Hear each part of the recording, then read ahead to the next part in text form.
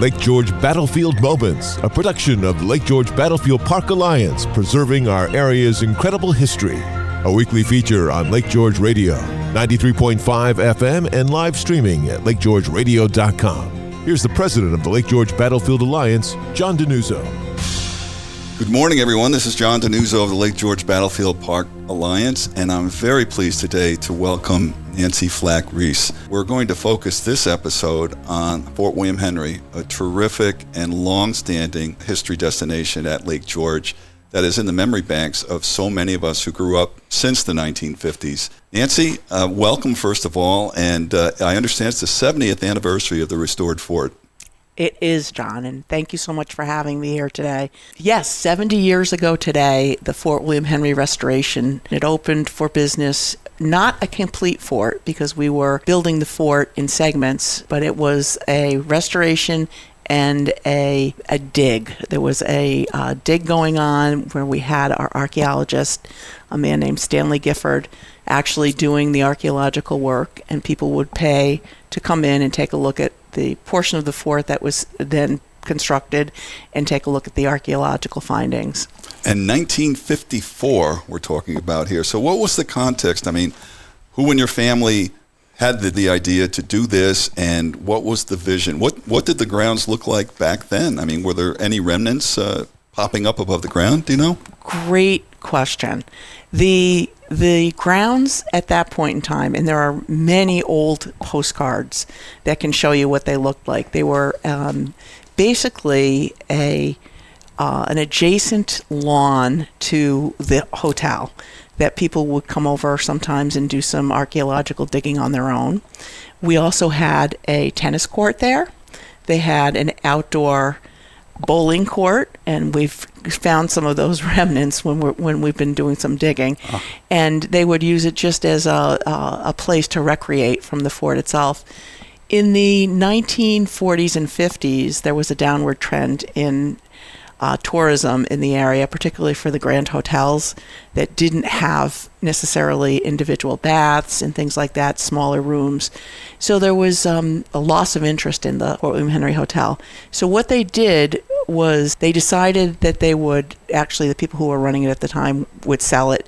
And there was an interest in a group of businessmen from the Albany and the Lake George area. I will throw a couple names out, and it's not comprehensive, but it would be Alden Shaw, who was the town supervisor at the time.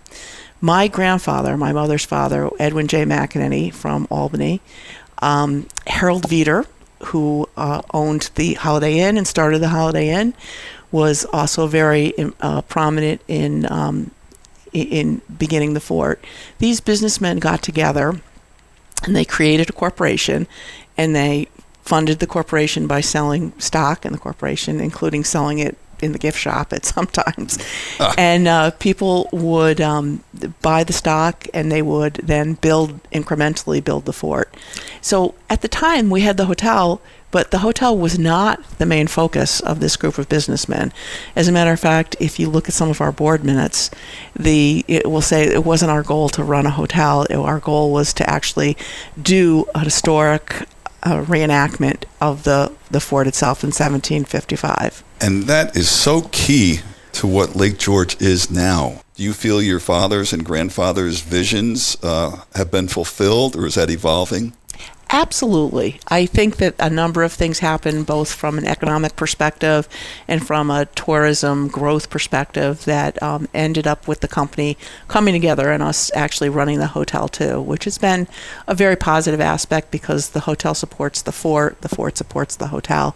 Their vision was very much a place for families to come and to understand the history and the significance of this area. I mean, this area is so rich in history that people tend not to really focus on. They'll talk about the Revolutionary War, or they'll talk about, sometimes they'll talk about the Native Americans and things like that, but there's really not that much information, or there wasn't that much information about the French and Indian War at that time. Their goal was to provide a place for people with families to come and actually understand the spirit of these people who were there at 1755 through 1757.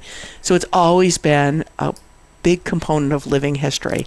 We've also partnered with many Native American groups to have them come and spend some time with us too. One other question. The names Bob and Jean Flacke are iconic at Lake George. Your late father, Bob Flacke, and your mom, Jean, who's still with us. What were their roles? My grandfather died very young, very suddenly in his 50s. At that point in time, my dad, who had been at Holy Cross in Worcester, Massachusetts, and then had gone into the Navy for a couple of years, was coming out of the Navy and really deciding what to do. He took a job in Queensbury as a teacher, and he was a 7th grade teacher, and then he became a guidance counselor. And then when my grandfather died, there was a big void, and they immediately asked my dad to step in and run the company. And so he came in and he took over in 1958, wow. 1959. So my dad was there for 50 plus years, wow. running the place. And the same time my dad was there, my mom was running her own little cottage colony, which still exists. It's called Lincoln Log Colony, McEnany's Lincoln Log Colony. And she has a number of actual log cabins that she rents out to people. And some people have been coming to us for 2nd, 3rd, and 4th generations. Mm-hmm. So she's still busy. Fort William Henry, the fort, is so much a part of the memory bank of our generation and those that came after. I mean, what kid growing up in the Albany to Saratoga axis doesn't remember coming to Fort William Henry as a kid? Number two, how supportive the fort has been to Lake George Battlefield Park Alliance in terms of loaning equipment, making donations, becoming members, etc. We can't say enough about you and your family, and the family still runs Fort William Henry, correct? My sister Kathy Flacke Reuss is the CEO of the company, along with Sam Luciano, our president. The two of them provide excellent leadership for the company. And I'm going to tell you a quick story, and I don't even know if you realize this, but probably about 30 years ago, the Department of Environmental Conservation wanted to move the campground over to the Lake George Battlefield Park.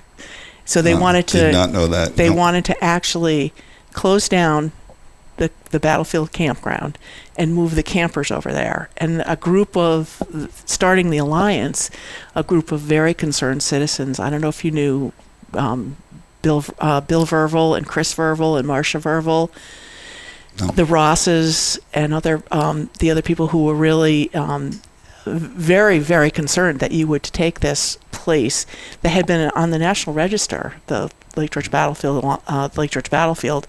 and I know they did a lot of research and found out who owned, there were, and my recollection is not too clear here, but there was something to do with a deed that was given by a National Historic Site, the New York State Historical Association. So there was a time when this group of people said, you cannot do that. You cannot move these people over here to camping and with fires and setting up tents and things like this. This is sacred ground. Of course, it's sacred ground adjacent to it too, but that is the perimeter of the fort. Sure. Fort George itself. Appreciate so much you coming over, Nancy. Anything else you'd like to share with the audience? I am absolutely thrilled with the work that you are doing at the Lake George Battlefield Alliance. The visitor center, the events that we're having here really bring to life history, and that and commemorating the remains of our soldiers are such an important part of this area, and thank you. Oh, you're very welcome. Thanks again, Nancy. Lake George Battlefield Moments, a production of Lake George Battlefield Park Alliance, preserving our area's incredible history. A weekly feature on Lake George Radio, 93.5 FM, and live streaming at lakegeorgeradio.com. If you have any questions regarding Lake George Battlefield Moments, email info@lakegeorgebattlefield.org. And tune in every Saturday morning at 9:45 for Lake George Battlefield Moments.